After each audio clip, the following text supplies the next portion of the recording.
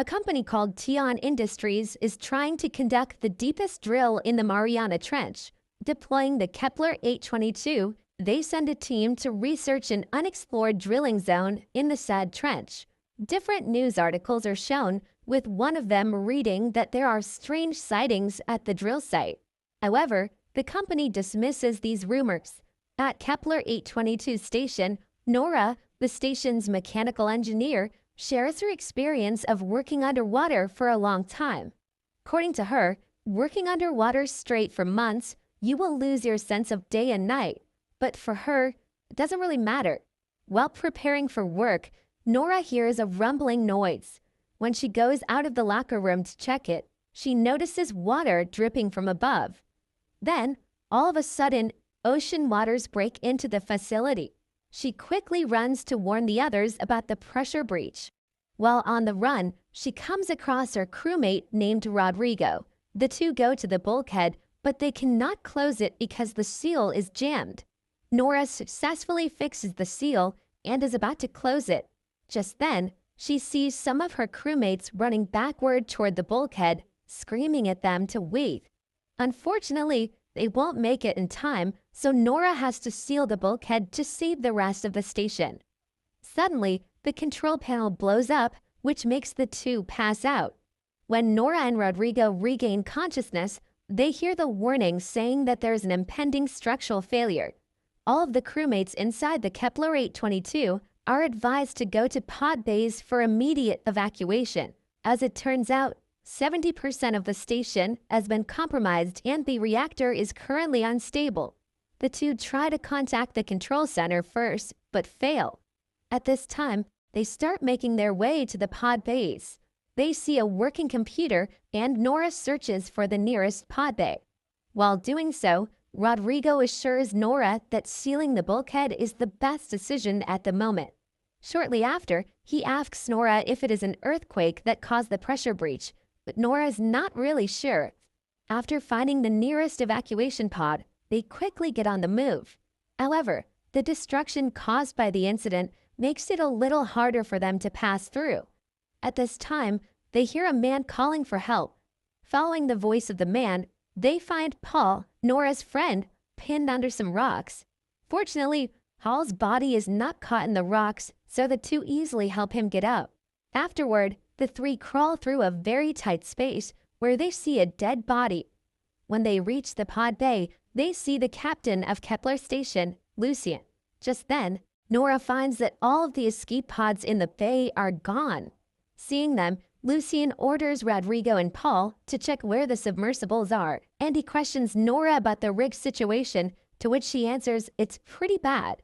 Norah is surprised that the captain, who has a daughter at home, didn't escape first. Lucien says that it's his duty as a captain to assure everyone's safety before his own. He then treats Norah's wound.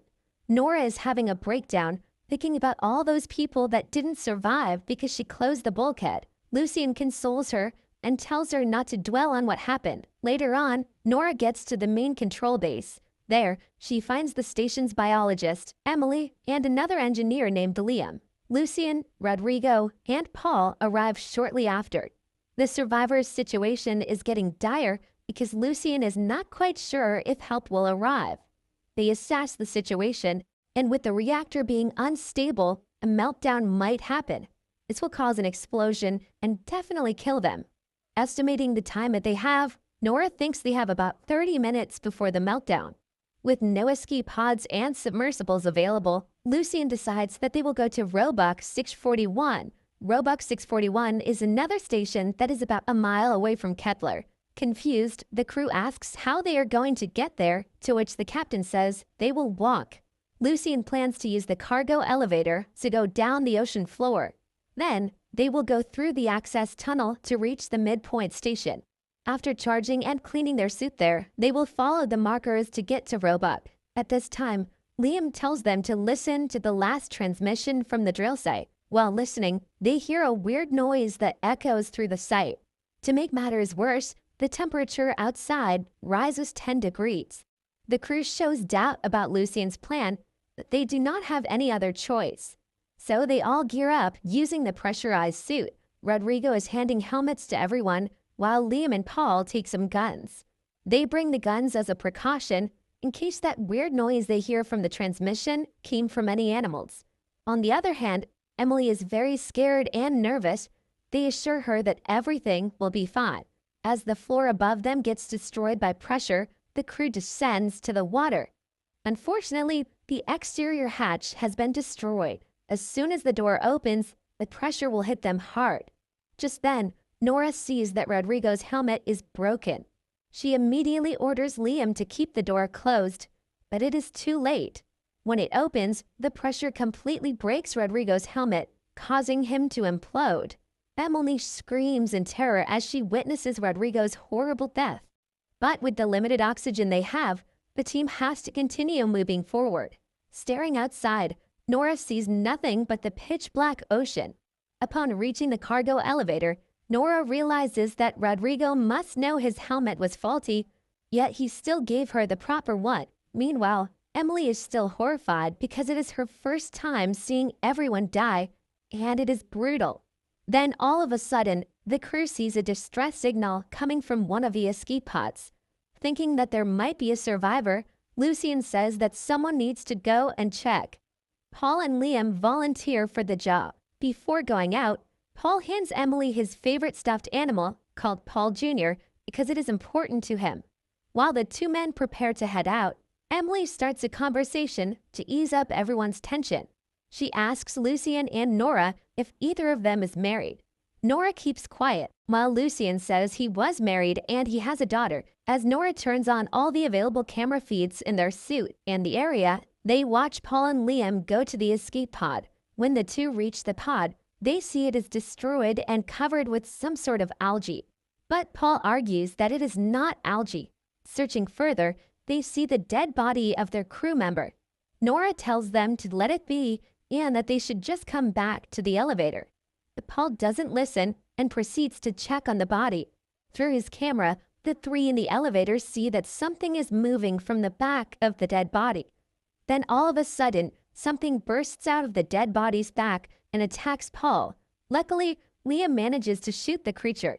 Then, they bring it back to the elevator. The creature is about as long as an arm and looks like nothing that mankind has ever seen. Upon examining it, Emily discovers that it has small talons in its tentacles. She thinks that it is one of the undiscovered species of sea creatures living in the deepest part of the ocean. Unfortunately, she is interrupted when the elevator loses its power. Luckily, they are only 200 meters above the ocean floor, and Norah can just glide them down. However, they start hearing the same noise they heard from the transmission earlier. At this time, a heavy creature lands on top of the elevator. They silently listen to their surroundings, becoming conscious of what is happening outside. Paul comes to a realization and asks if the creature they brought in is just a baby.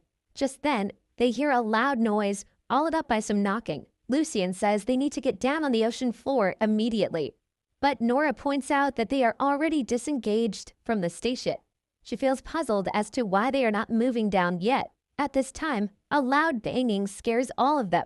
When the Kepler station starts exploding, they see a silhouette of a humanoid creature above them. The elevator then suddenly drops down. The crew quickly goes to the pressure chamber. After putting on all their helmets, they open the hatch and get out before the elevator crashes to the ocean floor.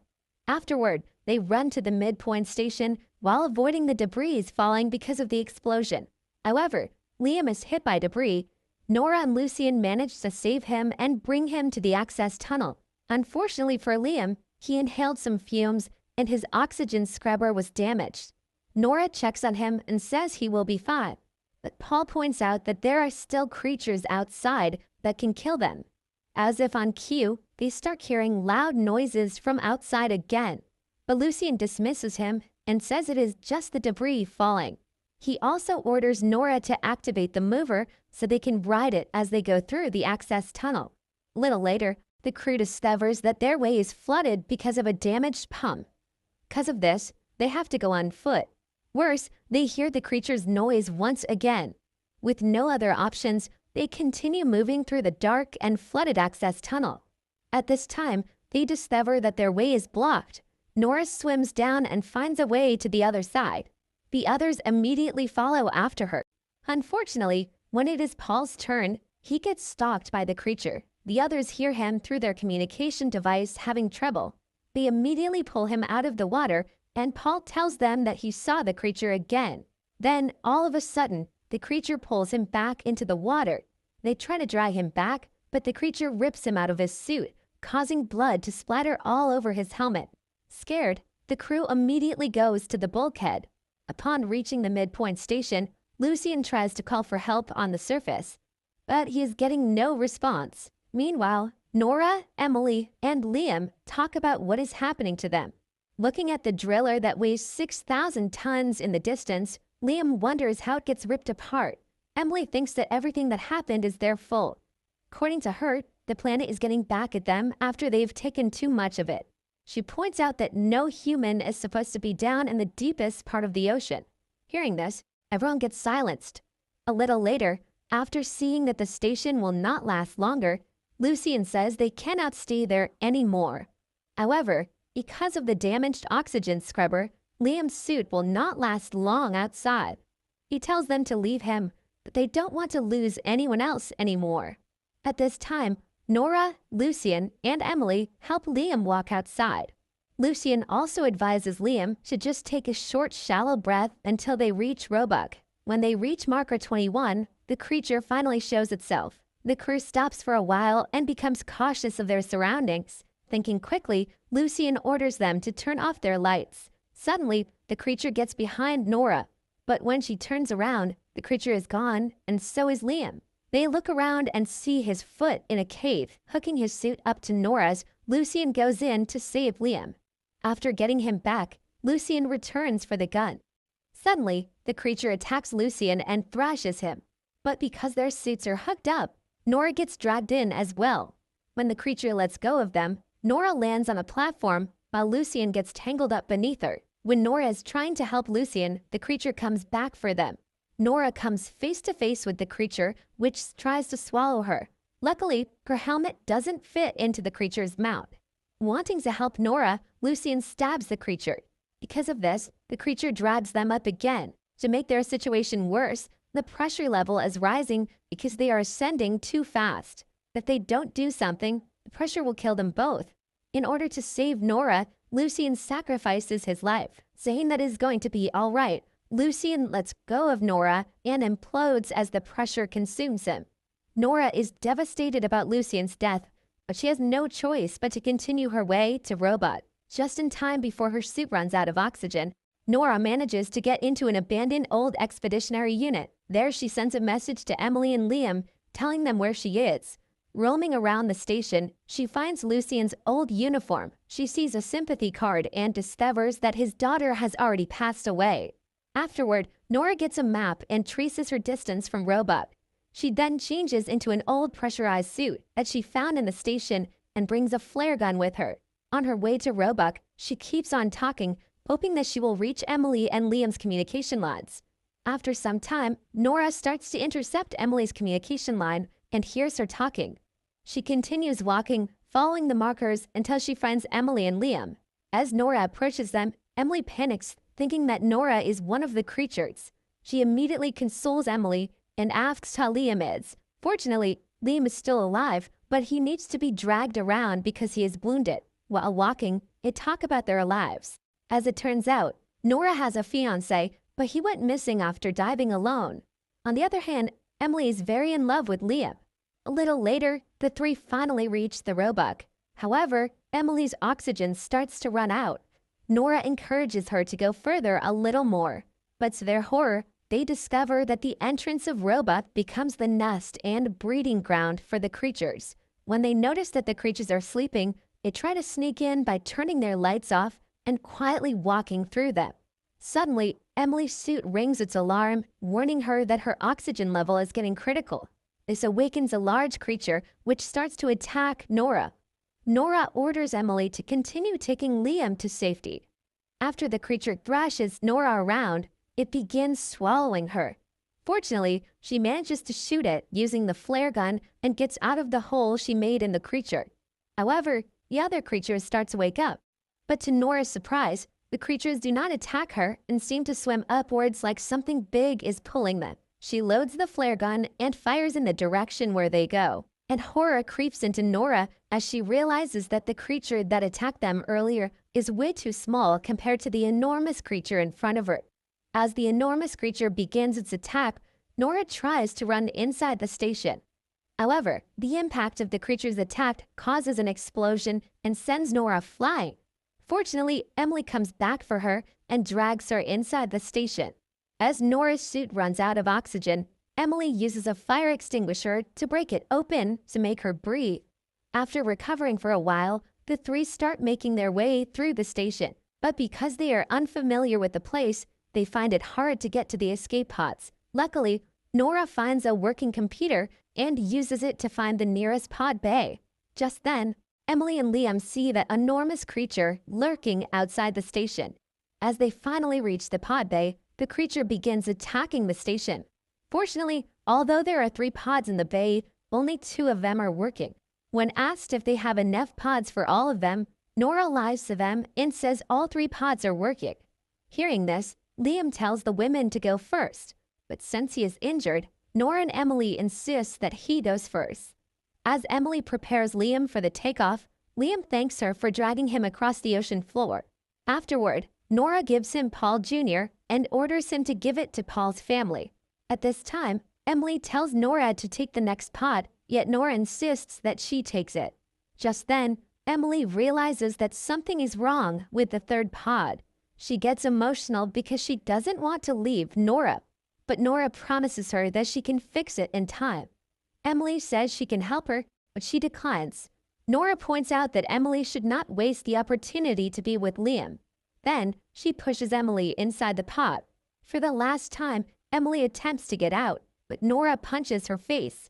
After apologizing to her, Norah promises that everything will be all right. When the 2 escape pods successfully launch, a school of the smaller creatures follow them. Meanwhile, the enormous one remains at the station. After ensuring that her friends are safe, Norah just sits on the floor, ready to accept her death. She then comes close to the window and looks at the gigantic monster in front of her. At this time, Norah sees on a monitor that more creatures are following the 2 escape pods. Seeing this, she decides to take down the monsters finally. Norah overloads Roebuck's nuclear core and sets off a massive explosion underwater, sacrificing herself for her friends. The explosion kills all the creatures, including the enormous one, allowing Emily and Liam to get back to the surface safely. The scene then changes to a news article about Emily and Liam surviving the incident at the drilling station. However, Industries doesn't allow either Emily or Liam to get interviewed publicly. The company also refuses to share any details about the incident. Everything about the accident is made classified. The movie ends with Tian Industries continuing the drilling project, even though the previous incident is still unclear.